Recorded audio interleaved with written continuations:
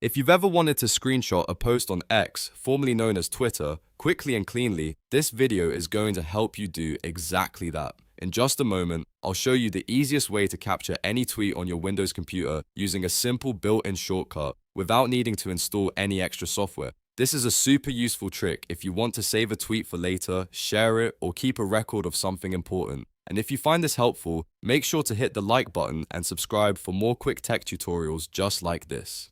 Alright, let's jump right in. To begin, open x.com or Twitter and make sure the tweet you want to capture is visible on your screen. The first thing you need to do is press the Windows key and Shift and S at the same time. This opens the Snipping tool on Windows, which lets you take a custom screenshot of only the part of the screen you want. Once the screen dims slightly, you'll see that your cursor changes and you're ready to select an area.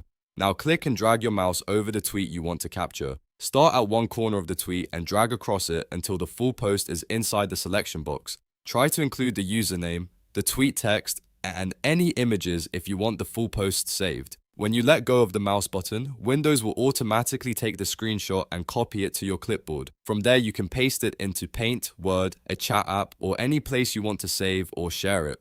If you want, you can also click the notification that appears in the corner to open the screenshot and make quick edits like cropping or drawing.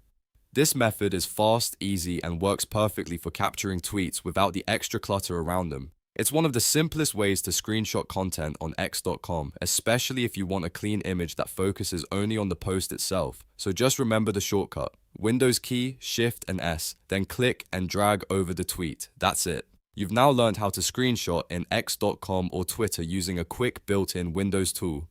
If this video helped you out, please give it a like, subscribe to the channel, and turn on notifications so you don't miss the next easy tutorial. Thanks for watching, and I'll see you in the next one.